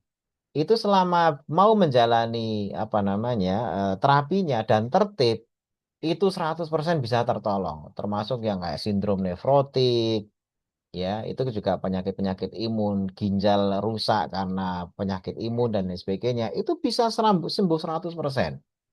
Asal diabetes pun yang katanya ini harus minum obat seumur hidup. Ya kalau mau menempuh obat ya akan minum obat seumur hidup. Makanya yang harus kita tempuh adalah jalan kesembuhan bukan jalan obat. Jalan obat itu belum tentu menjanjikan sembuh, tapi hanya mengobati. Tapi kalau jalan kesembuhan itu harus holistik, lifestyle juga. Ya kunci-kunci tadi kalau bisa dibuang semua. Kunci nomor satu, kunci nomor dua, sampai kunci nomor lima, buang semuanya. Ganti dengan kunci yang sehat. Maka Bapak Ibu nggak perlu obat. Kalau masih pakai obat, tadi yang metabolic syndrome tadi itu, masih pakai obat, ya itu berarti belum sembuh. Karena untuk normal itu harus pakai obat. Saya pun juga masih terus berproses, gitu kan. Karena saya juga, kenapa bisa bercerita? Karena ya mantan diabetes, mantan ya segala macam asam urat, lah, kolesterol dan lain sebagainya. Tapi dengan menjalani kunci-kunci yang apa namanya kesehatan, insya Allah semua hal-hal yang dianggap tadinya nggak bisa sembuh, saya rasakan semuanya bisa pulih 100%, gitu ya. Nah, demikian, terima kasih. Mudah-mudahan ya kita bisa memulai hari dengan lebih sehat, lebih bahagia dan lebih kuat. Nah, selanjutnya, Pak Indra, silakan dibacakan pertanyaan-pertanyaan yang sudah masuk, karena ini sudah mulai mau masuk jam 9. Mudah-mudahan nanti sebelum setengah 10 sudah selesai. Kebetulan ini nggak banyak dok, karena memang banyak yang sudah paham kayaknya, karena sih ada yang sudah dilakukan, karena sih ada yang sudah dilakukan sehari-harinya yang materi ini ya. Beda dengan materi sebelumnya yang jarang dilakukan, ini justru sering dilakukan dok. Gitu. Kalau yang nggak berhubungan, bacakan aja dok dengan materi. Bacakan aja semuanya. Baik, yang pertama adalah selamat bergabung, selamat, assalamualaikum warahmatullahi wabarakatuh. Pertanyaan kepada dokter, bagaimana secara tersengaja jatuh terbanting hingga terlentang? Apa pengobatan yang harus diupayakan, dok? Keluhan ketika bangkit, pinggang, punggung, ngilu. Iya, kalau jatuh itu kan berarti trauma ya, trauma fisik ya. Benturan, ya tinggal nanti benturannya di mana, apakah benturan di kepala, apakah benturannya. Dan itu nanti kan berdasarkan keluhan. Kalau keluhannya tadi pinggang, punggung ya berarti kemungkinan otot sama tulang. Nah, untuk bisa melihat itu ya mesti alat bantu. Tapi kalaupun tidak alat bantu, orang yang ahli yang biasa memeriksa secara fisik aja sudah bisa menemukan keluhannya. Misalnya, oh ini kok dipegang, nyeri sekali. Oh ini kok posisinya kurang mapan ya, mungkin dislokasi gitu ya. Oh ini kok ditekan begini rasanya, oh ini kemungkinan cedera otot. Atau tinggal keluhannya apa. Dan itu memang harus dilakukan pemeriksaan oleh ahlinya. Kalau oleh ahlinya diperiksa dengan hanya dipegang, dicek dan sebagainya nggak ketemu ya harus alat bantu kayak ronsen dan lain sebagainya. Karena kadang-kadang ada gejala-gejala tersembunyi yang bahkan seorang ahli pun ketika meraba itu nggak nemu gitu ya, karena memang di dalam gitu. Apakah ada ternyata bleeding di dalam, nah itu harus dicek, yaitu hal-hal yang sebagai pelengkap gitu kan. Jadi pengobatannya nanti setelah diketahui apa keluhannya, karena kan apakah cedera kepala? Wah, kepala malah nggak ada keluhan ya, belum tentu gitu kan. Belum tentu kalau tidak ada gangguannya. Kalau tidak ada keluhan itu belum tentu tidak ada gangguan. Bahkan yang paling mengganggu pun kadang-kadang malah justru sebenarnya ringan. Nyeri hebat itu, padahal cederanya cuma ringan yang mungkin ya tapi nyerinya memang hebat, tapi dianggap ringan tuh karena kerusakannya ringan. Artinya apa? Berat tidaknya penyakit tidak ditentukan oleh nyeri atau tidaknya yang diderita. Banyak penyakit yang tidak menimbulkan nyeri tapi mematikan. Nah, itu yang harus diwaspadai. Makanya disebut sebagai silent killer. Ya, silent killer itu penyakit yang saya katakan kejam. Ya, kejam itu tidak menimbulkan gejala apa-apa, tapi tahu-tahu orang mati gitu aja. Habis poli ngos-ngosan mati gitu ya. Habis apa badminton apa ya karena silent killer ya penyakit jantung salah satunya. Tapi kalau penyakit kok ngasih nyeri hebat itu berarti dia bukan tipe killer. Ya, kenapa? Karena begitu nyeri orang mesti gegeran. Oh, ini segera pengen berobat, ayo segera ini. Tapi kalau nggak ada nyeri ya tadi itu sudah tensinya 200 saja gara-gara nggak nyeri orang terus nyantai saja. Tapi coba kalau tensinya 140, sebenarnya hipertensinya ringan itu. Tapi kepalanya nyut-nyutan hebat, itu mesti berobat.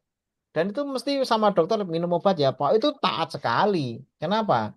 Karena tidak lagi fokus ke angka, walaupun angkanya tinggi, tapi sebenarnya ringan.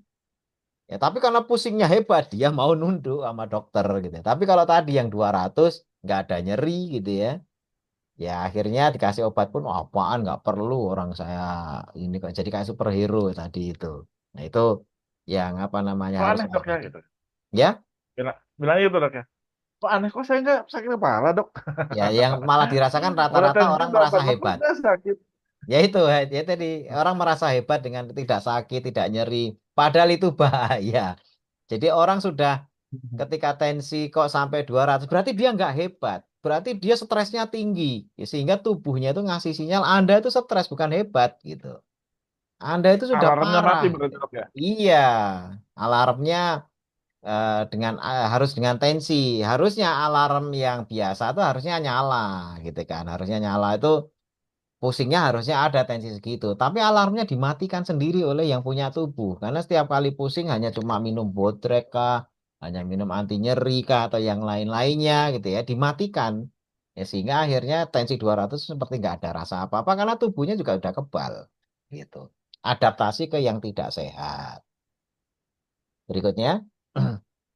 Baik. Jadi yang pertanyaan tadi mungkin baiknya diperiksa dulu, ada pemeriksaan Ya, visual maupun perabaan biar bisa diketahui seperti apa terapinya. Mohon di-share materi Pak Dokter, insya Allah udah di-share. Dok, olahraga apa yang bisa lakukan untuk usia 70 yang sering sakit lutut katanya, dok? ya. yang namanya usia 70 Pak ya, apalagi ini udah usia 70 ya. Belum lagi nanti saya belum tahu berat badannya. Kalau ada obes itu akan lebih parah lagi. Tapi bukan halangan untuk tetap olahraga. Ya olahraga setidaknya upayakan jangan banyak duduk dulu pertama. Jadi belum tentu jalan, tapi setidaknya berdiri. Karena tubuh itu ketika kita nuruti untuk tidak diberi beban, dia akan adaptasi untuk makin melemahkan lutut kita. Ya, jadi orang yang nyeri lutut tapi terus kemudian malah nggak dipakai, ya otomatis makin lemah lututnya.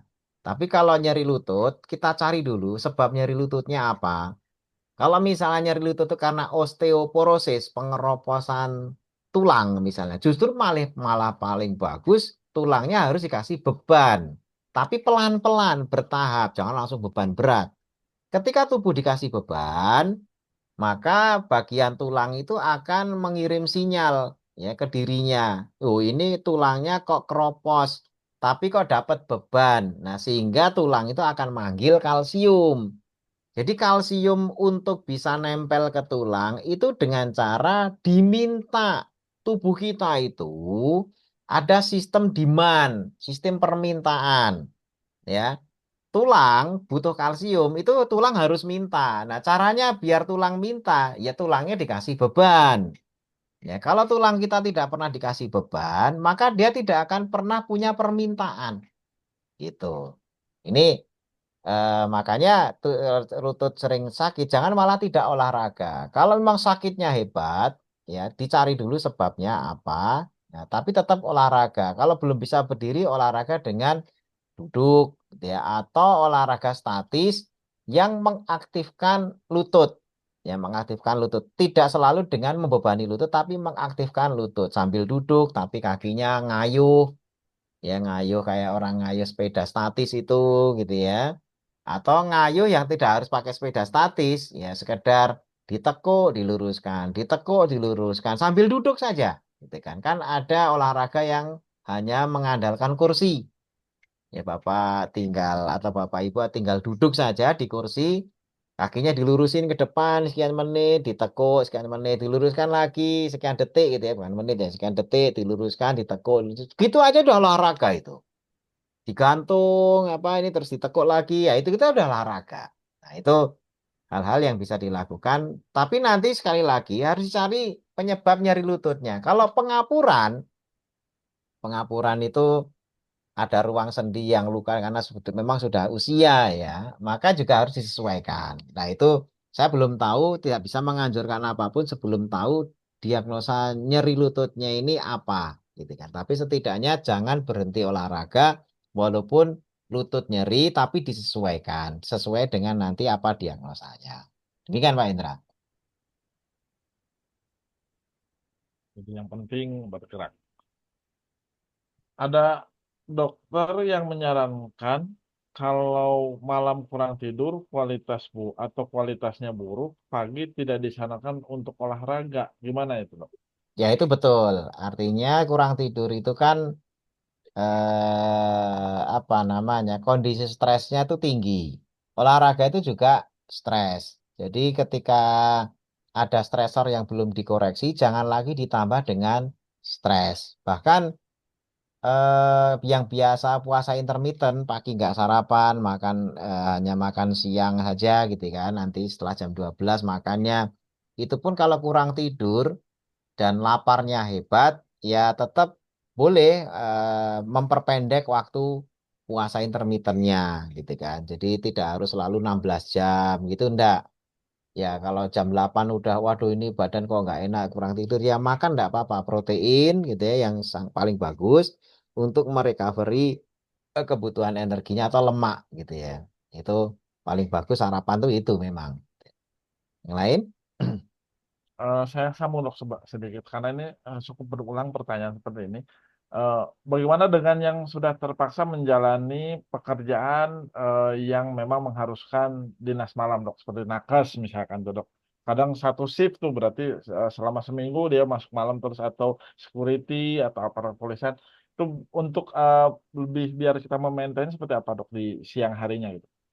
Ya, memang untuk beberapa tenaga yang dia bertugas malam itu harus ada kompensasi. Tapi sekali lagi kan tidak selalu malam, mesti dia ada shiftnya siang dan sebagainya. Tapi kalau malam, pas malam, dia kompensasi tidurnya harus bagus.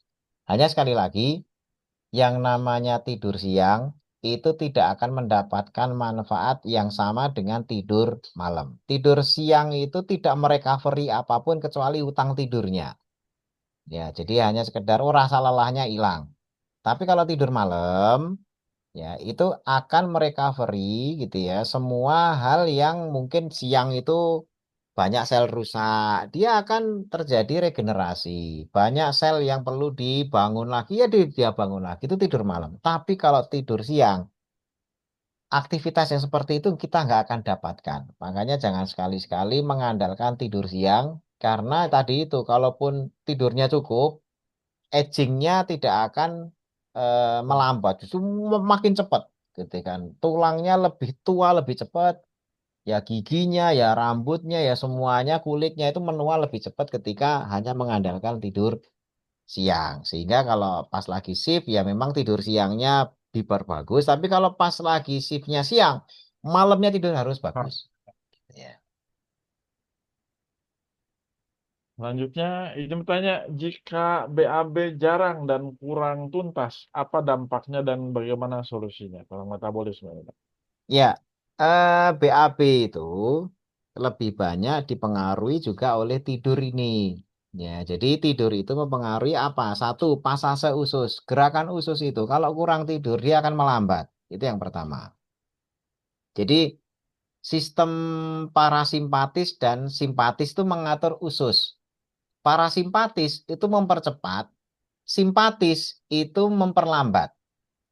Ya, orang kurang tidur, stresnya naik. Stres itu berarti mengaktifkan saraf simpatis. Saraf simpatis berarti akan menghambat yang namanya gerakan usus. Jadi orang yang kurang tidur jangan harap BAB-nya bagus. Ya, itu mesti sembelit karena gerakan ususnya nggak bagus. Yang kedua, orang yang kurang tidur, ya, akan menyebabkan serapan air di usus besar meningkat. Sehingga yang namanya tinja itu akan lebih kering. Sudah gerakan ususnya lambat, tinjanya lebih kering. Wah, keras. Jadi akhirnya akan mengalami BAB itu ya maaf, keluarnya kadang-kadang separuh-separuh masih nyisa. Karena kalau yang sisa satunya itu ya seperti terasa, tapi tidak terasa full. Ngeden keras biasanya. Nah, itu yang sering dialami. Makanya kuncinya perbaiki tidur, bukan memperbanyak serat. Orang yang memperbanyak serat tapi tidurnya kurang, itu makin dahsyat sembelitnya. Kenapa? Sudah serat, kering, apa namanya, pasase usus yang diperlukan untuk bergerak cepat itu nggak didapat. Tapi kalau tidurnya bagus, ya, parasimpatisnya aktif, gerakan ususnya jadi bagus, gitu ya. Kemudian kelembapan tinjanya jadi bagus. Kenapa? Tidak banyak diserap airnya oleh usus besar. Nah, jadi BAB itu kelembapannya, basahnya apa tuh pas, ya tidak diare dan juga tidak kering. Dan kecepatan pasasnya juga pas. Maka tidur itu mempengaruhi banyak hal, termasuk sembelit. Demikian. Oh, baik, yang terakhir, Bismillah. Saya ibu rumah tangga, usia 34 tahun, anak 4. Dalam beberapa bulan ini, saya sering nyeri di pinggang, dok. Apa yang harus saya lakukan? Herbal apa yang mesti dikonsumsi untuk mengobatinya? Ah, ini mirip yang tadi, dok.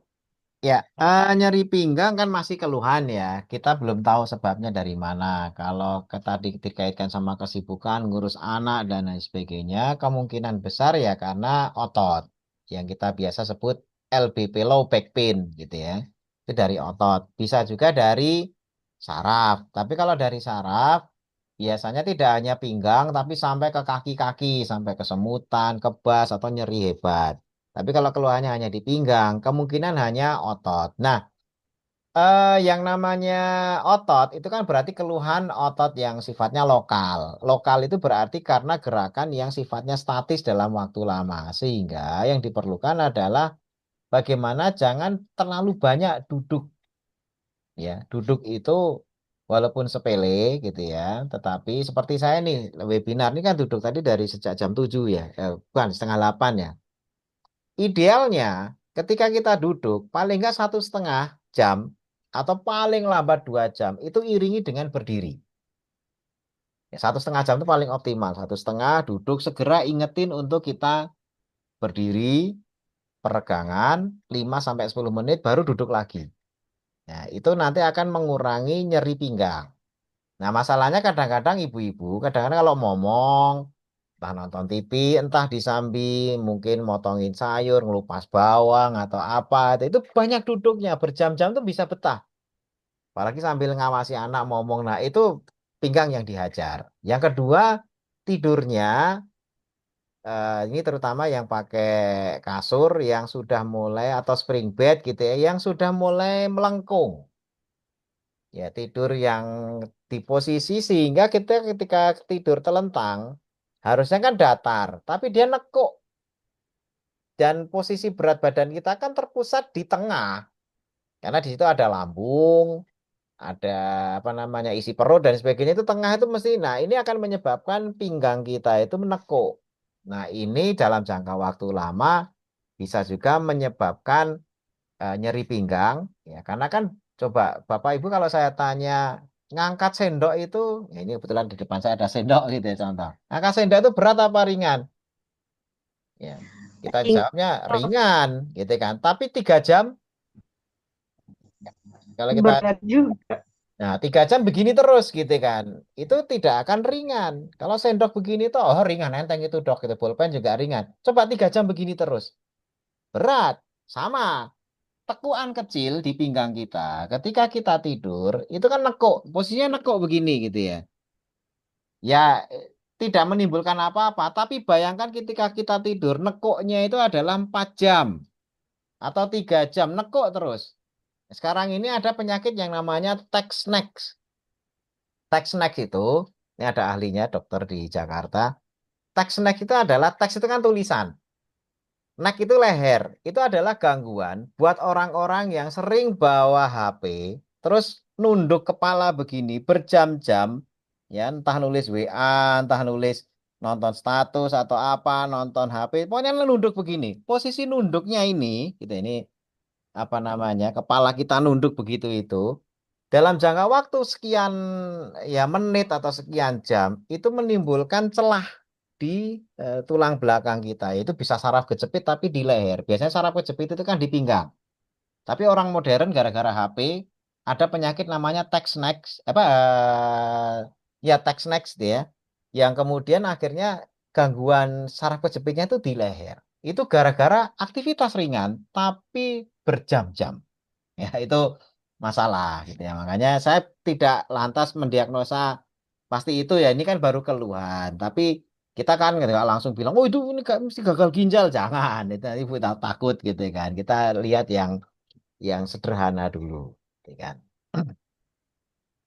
Jadi memang apa kalau nanti tadi yang dokter jelaskan bisa apa dipahami lagi apakah terlokalisir itu berarti kemungkinan besar adalah otot. Tapi kalau syaraf itu biasanya menjalar ke kaki seperti itu. Nanti bisa Ya, selanjutnya bisa nanti berkontak dengan CS kita untuk selanjutnya Bu Julmaton.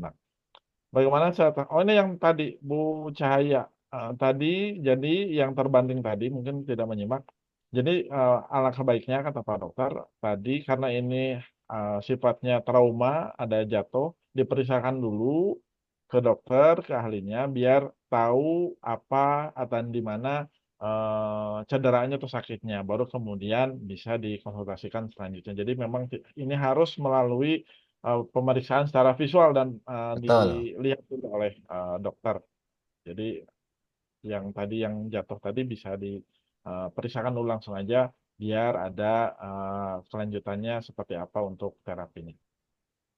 Baik Pak Dokter, tampaknya sudah habis sebenarnya saya katakan tadi. Oh ada satu lagi nih dok ternyata. Dok, bagaimana pengobatan untuk pasca kanker serviks stadium 2? Pengobatan pasca operasi kanker ya. Biasanya kalau di medis kan ada kemo. ya, kemo. Dari kita hanya menganjurkan kanker itu, kita ada webinar kanker yang nanti kita bisa apa namanya share juga webinar-webinar sebelumnya. Nanti bisa gabung di grup gitu ya. Terkait sama kanker, kita harapkan agar walaupun sudah dikatakan bersih oleh dokter, bersih itu adalah alat deteksinya tidak mendeteksi. Artinya landasan bersih itu dari alat deteksi. Kalau deteksinya itu bisa 100%, nah itu bisa dipercaya. Tapi tidak ada alat deteksi yang 100%. Karena kanker itu ninggalin satu sel saja itu bisa apa namanya berkembang menjadi semula. Makanya tidak ada dokter yang mengatakan, oh ini dijamin tidak akan kambuh lagi, nggak ada. Ya, artinya itu harus segera dilakukan tindakan-tindakan. Pasca operasinya ya kita serahkan kepada apa namanya dokter untuk mengkonsumsi dari apa obat-obatan yang disediakan oleh dokter, konsultasi tetap dilanjutin, kontrol dan sebagainya tetap luka gitu ya. Hanya dari kita stylenya harus mulai berubah. Ya, tidurnya harus bagus. Ya, tadi itu 5 kunci tadi itu. Salah satunya yang terpenting ada agar kanker itu tidak mendapatkan makanan yang dibutuhkan, itu kurangi asupan karbohidrat. Karena kanker kalau sudah kena karbohidrat, itu dahsyatnya luar biasa secara perkembangan biaknya. Karena memang makanannya hanya karbohidrat atau gula. Nah, bahkan ketika mau ngecek kanker pun, yang namanya alat PET, ya, PET scan, itu dengan cara memasukkan gula. Gula radioaktif disuntikkan ke dalam tubuh, ya kemudian gula ini ngumpul kemana di scan. Ya, scan itu akan melihat, oh gulanya ngumpul di tangan sebelah kiri, berarti tangan sebelah kiri itulah ada sel kankernya.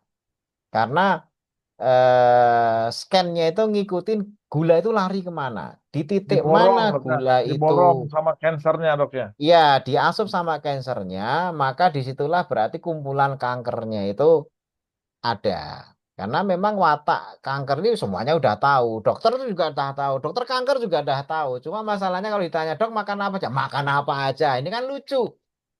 Ya, ini lucu. Saya tahu kankernya itu seneng gula, tapi makan ini boleh dok? Boleh makan aja gitu kan. Jadi kayak orang putus asa gitu kan. Ya toh dilarang juga susah. Itu apa namanya dokternya putus asa atau memang dokternya nggak paham ya udah tahu loh kanker itu senengnya gula kok dikasihnya gula gitu ya atau dikasihnya karbohidrat gitu kan nah ini kan belajarnya setengah-setengah jadinya itu saja mungkin dari saya. Baik, terima kasih sudah habis pertanyaannya. Sebelum ditutup, saya ingatkan lagi buat teman-teman tadi yang bertanya yang mungkin baru bergabung, bagaimana cara untuk bergabung dengan komunitas kita di grup. Silahkan menghubungi nomor yang sudah ada di kolom chat. Bisa salah satunya. Bagaimana cara bisa buat bergabung ke komunitas biar bisa masuk ke grup WhatsApp. Buat yang sudah lama pertahankan karena akan selalu ada materi-materi baru yang mungkin kita butuhkan. Suatu saat nanti tiba-tiba teringat, oh ini materi yang pernah disampaikan oleh Pak Dokter seperti itu.